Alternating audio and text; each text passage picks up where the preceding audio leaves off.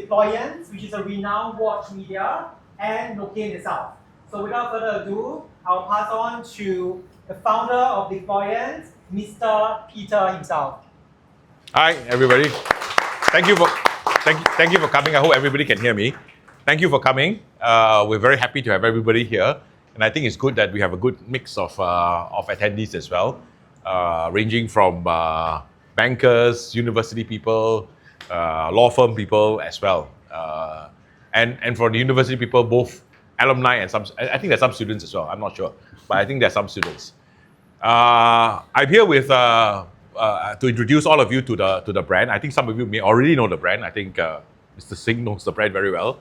But to introduce some of you to the brand so that you're familiar with it, I have with me Toby, who is the vice president for Norqain, and we'll do a kind of a discussion and chat about the brand, the directions, the watches, and then after that we are free to mingle. You can take a look at the watches, ask them to try it on, play with it, and be familiar with the watches and get more food and more drinks. Right? It's okay. If you have questions, just ask. I think quite informal. There are not so many of us. I think we're about 25 people now, or 26 people. There are a few more coming because I think they are maybe stuck in work. Today is being a work day. But yeah, let's start.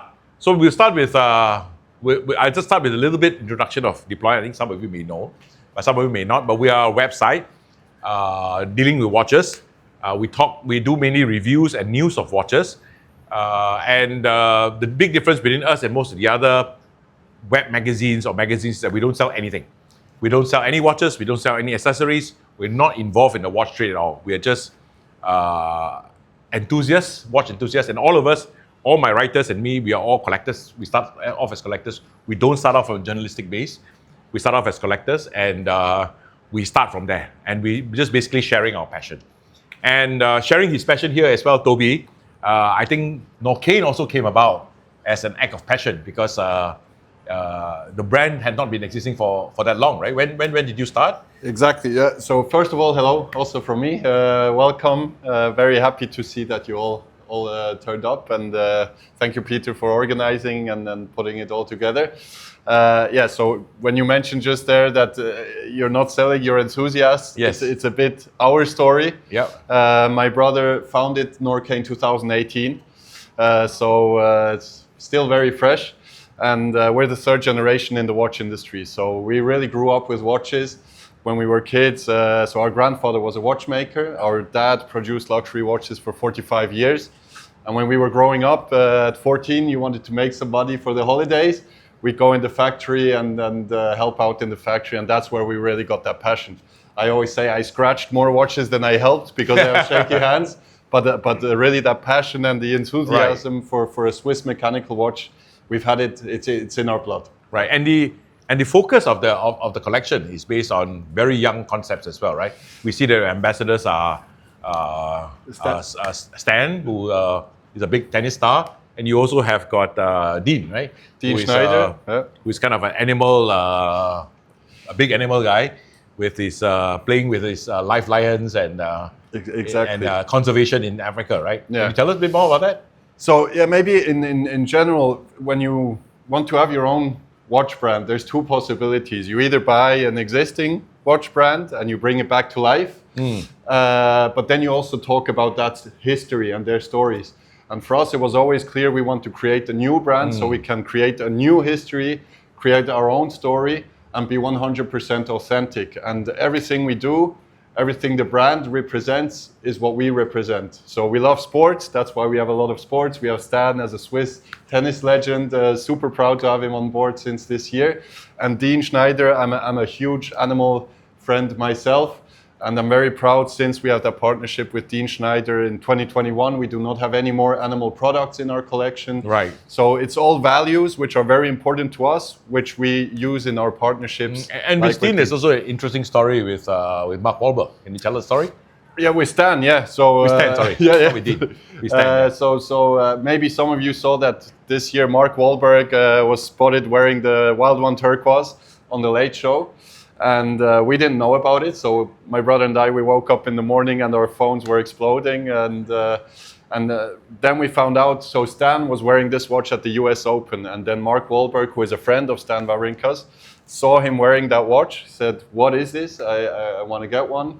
Got in contact with Stan. Stan put him in contact with us, and ever since he keeps wearing this, which for us is amazing. It's fantastic, eh? Yeah, he's known as a real watch lover. Yeah. He has an amazing collection.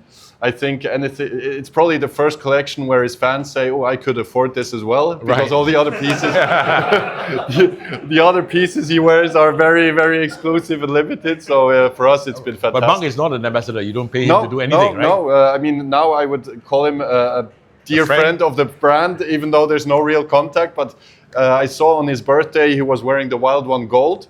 We didn't know about that either. So he bought the watch himself. Yeah. Wow. No, for us, it's an unbelievable story. Right. And this year, what can you tell us a little bit about the new watches that you have done for this year? Yeah, so I mean, two of them we see here on the big backlight with Stan. One of them I'm wearing. Exactly. So you were wearing the Gecko. If you watched Wimbledon, Stan Wawrinka wore this at Wimbledon. So we have a cool story basically.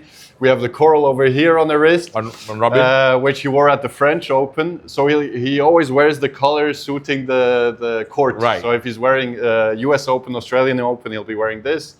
On sand, he'll be wearing the coral, or this on grass. On grass. And so that was the loud launch of this year. Right. Launched together at Watches and Wonders with the Wild One of One concept, which we'll get into a bit in more detail. That's a good segue for us to lead that, because you also introduce a configurator, right? Yeah. Where you can customize a watch like almost 100% to yourself. Yeah. There's so many combinations that your watch becomes unique. That's why you call it Wild One of One. Exactly. So the Wild One collection, for those of you who don't know it at all, we have a nice explosion image there next to the display, where you see the construction of the case is made out of 25 single pieces. And when we developed this watch together with Jean-Claude Beaver, already back then the seed was kind of planted, because we said, okay, thanks to the modularity of having 25 single pieces, this could potentially be one day a watch where you can offer configuration. Right, and also the material use is also quite unique, right?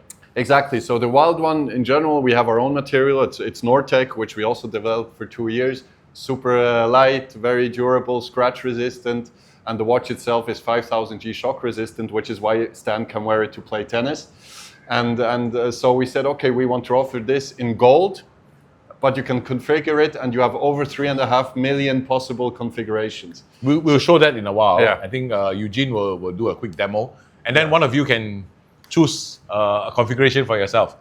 Yeah, I mean, you can play with it afterwards. As many as you want, you can configure it, Yeah. and I'll just come and click add to basket, and then we'll see. Then it can be emailed to you, and you can order it at a later point. Exactly. Right. I think any questions? We can take questions if there are any questions. No? If not, I think the best is for us to just mingle around, and we look at the watches, we play with the watches, get some more food and drinks, and then approach us if you have questions or anything. Thank you very much. Thank you.